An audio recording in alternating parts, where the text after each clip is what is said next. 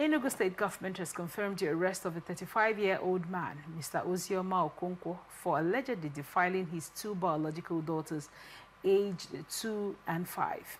The suspect, a native of Imo State residing in Enugu, was apprehended following a distress report from a concerned citizen. Authorities say the arrest was made on a Saturday night after a coordinated police operation. The suspect is currently in custody and will be charged to court after investigations are concluded. The two victims have been taken to a government-approved shelter where they are receiving medical treatment and psychosocial care. Their mother, reportedly traumatized by the event, is also undergoing therapy under the supervision of the ministry's counseling team. The Enugu State Government commended the police for their swift intervention and reiterated its zero-tolerance stance on sexual and gender-based violence. Officials pledged that offenders will face the full weight of the law. The Commissioner for Children, Gender and Social Development condemned the act as a heart-wrenching and unacceptable crime against innocence, assuring residents that justice will be served. What will make a father find his children attractive, more or less minors? Let's talk about it. What are your thoughts on this report? Atara, it's so barbaric, so demonic that come to think of it. These kids, they are kids. They are minors. You're toddlers, yes. So what is the attraction in there? If they may be up to 15, 18, 20 per se, I'm not saying it's right anyway, but at least it would have. But look at their age, 2 years and 5 years. They're pretty men. So what is the attractiveness in it? And that is where I see that is that the act is barbaric, is demonic, because a sane man, a sane person will not adventure into such. Now you are going into such and your two daughters at a time. It is fermented. It's appalling, and thank God for the law enforcement agents for taking swift action into it. But I believe and I pray that this shouldn't be swept under the carpet. Despite the fact that I know the mother of these kids, she's passing through a traumatic time based on the effect, and there's some things one will wish that it does not happen to someone, and maybe let it happen in a movie, and you let's just say, okay, it's film tricks. Then it's happening in your doorsteps at your own disposal, and that's why she is totally traumatized and seeing it as no. Why would my husband adventure into this? Why? And why will it even happen to my daughters at a go? Not just one daughter. The both daughters being defiled. That is demonic. The role of a father is usually to protect, to oversee. Okay. Right? To be sure that his offsprings and everyone around him is kept safe and secure from preying eyes, of outsiders, of wicked people. Now, when this case shows a father having intentionally done this to his minors, right? In time past, certain family structures would be, husband, hold the children while I go to the market, or husband, stay with the children while I go, over to do ABCD thing, right? If we are now having rise to cases like this, what is the future for partnerships in marriage? Otaria, issues like this, to me, should not showcase. Because I could recall those days, parents at leverage, fathers at leverage to, okay, you go, most of the time, some fathers do the school runs, whereby you go pick up the child and all that. Or maybe you are home, okay, you take care of the kids. Maybe if those days we were using napkins before it emanated to diapers and all that. Right. So now looking at this revolution that came into place. So will one now say that as a mother you cannot comfortably leave your daughter or your daughters in the hands of your your lawful husband, which is the father of the child, the biological father of the child, and then it is so demonic. I believe whichever way that this came into play, whether through a killer eye or a spiritual attack, or I don't believe in spiritual things anyway, because if it was a spiritual attack and you were sent on such mission, why didn't the spiritual attack not tell you, okay, that you should also do it to yourself, okay? And so I don't believe that in a clear scene whereby one did something wrong and you're pushing it into what a spiritual attack because of maybe in the name of fame or no. It is really no. This is a clearing a purposeful act that I believe the law should take its course duly, and it should serve as a detail to others. Right.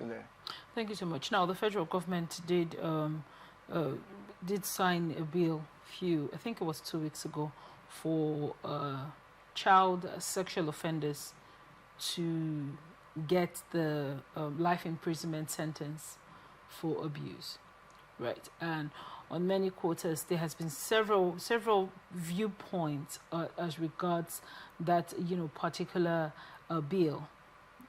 Now, for this man, and according to what the law stands, that's going to be life imprisonment. If, of course, it moves forward as it should to get to that point. But then, do you think this man being completely put away for life, if we get there, will in any way heal this trauma that has been inflicted on these children and on their mother?